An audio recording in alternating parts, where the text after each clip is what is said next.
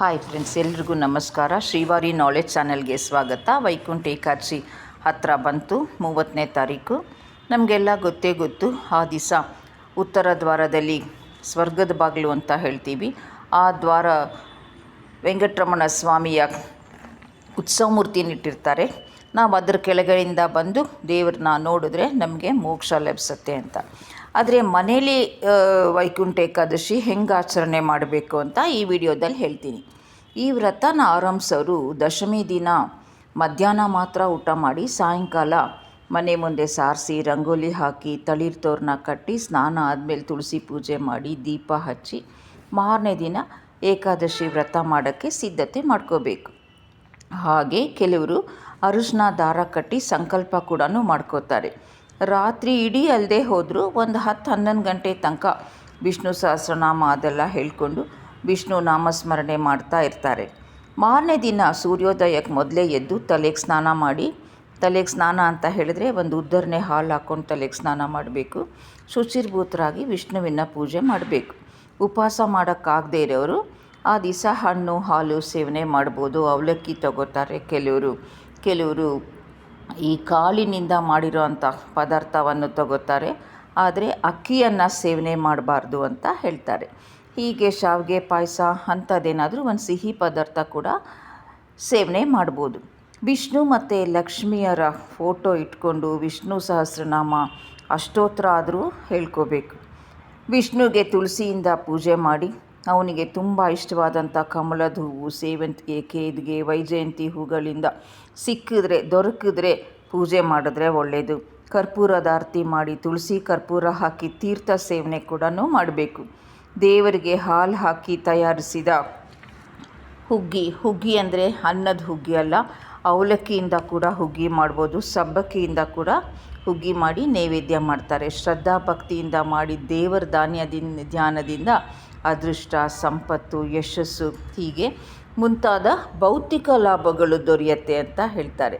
ಈ ಜನನ ಮರಣ ಚಕ್ರದಿಂದ ಮುಕ್ತಿ ದೊರೆಯೋಕ್ಕೂ ಕೂಡ ಈ ವೈಕುಂಠ ಏಕಾದಶಿಯನ್ನು ಆಚರಣೆ ಮಾಡಲೇಬೇಕು ಅಂತಲೂ ಹೇಳ್ತಾರೆ.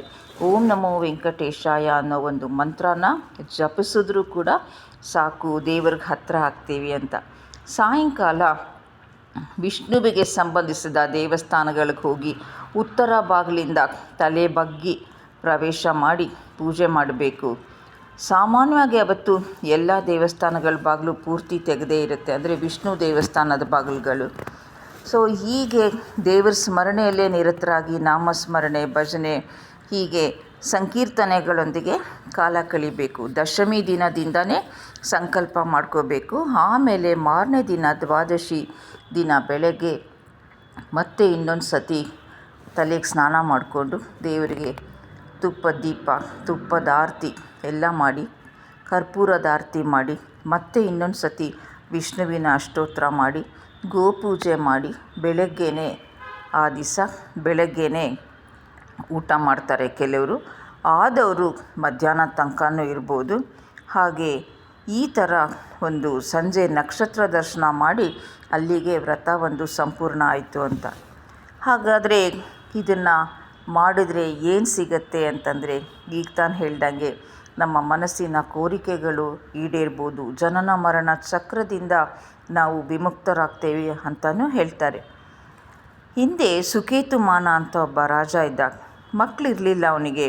ಮುಂದೆ ನಾನಾದಮೇಲೆ ವಂಶ ಮುಂದುವರ್ಸೋಕ್ಕೆ ಯಾರೂ ಇಲ್ಲ ಅಂತ ಚಿಂತೆಯಿಂದ ಕಾಡಿಗೆ ಹೋಗ್ತಾನೆ.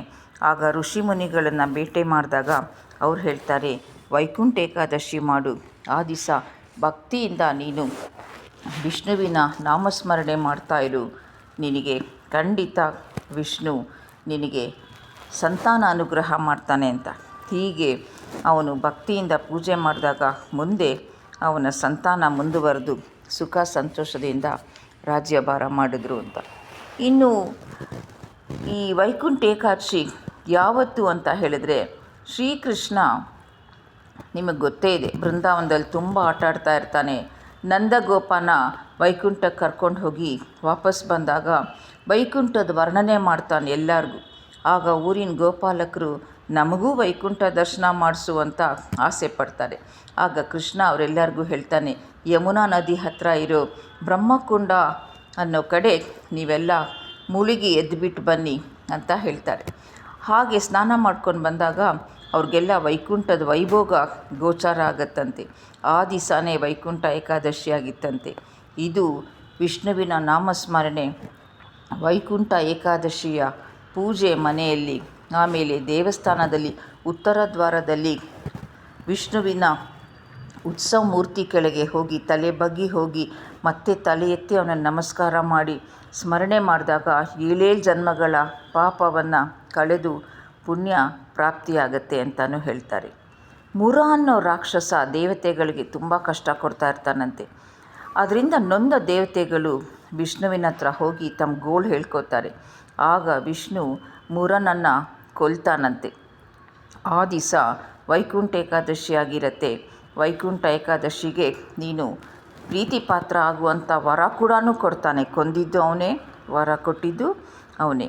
ಹೀಗೆ ತಮ್ಮ ಸಾಮರ್ಥ್ಯಕ್ಕೆ ತಕ್ಕಂತೆ ನಮಃ ಶಾಂತಾಯ ವಾಸುದೇವಾಯ ನಮಃ ಅಂತ ಒಂದು ಸತಿ ಹೇಳಿದ್ರೂ ಸಾಕು, 1000 ಸಲ ಸ್ಮರಣೆ ಮಾಡಿದ ಪುಣ್ಯ ದೊರಕತ್ತೆ. ಆದ್ದರಿಂದ ವೈಕುಂಠ ಏಕಾದಶಿ ದಿನ ಭಗವಂತನ ನಾಮಸ್ಮರಣೆ, ಧ್ಯಾನ, ಸತ್ಸಂಗ, ಸುವಿಚಾರಗಳೊಂದಿಗೆ ತನ್ಮಯರಾಗಿ ಭಗವಂತನೊಲಿಮೆಗೆ ಪಾತ್ರರಾಗೋಣ. ಓಂ ನಮೋ ಭಗವತೆ ವಾಸುದೇವಾಯ. ನಮ್ಮ ಶ್ರೀವಾರಿ ನಾಲೆಡ್ಜ್ ಚಾನಲ್ನ ಸಬ್ಸ್ಕ್ರೈಬ್ ಮಾಡ್ಕೊಂಡು ನೋಡಿ, ಚಾನಲ್ ಎನ್ಕರೇಜ್ ಮಾಡಿ. ಧನ್ಯವಾದಗಳು.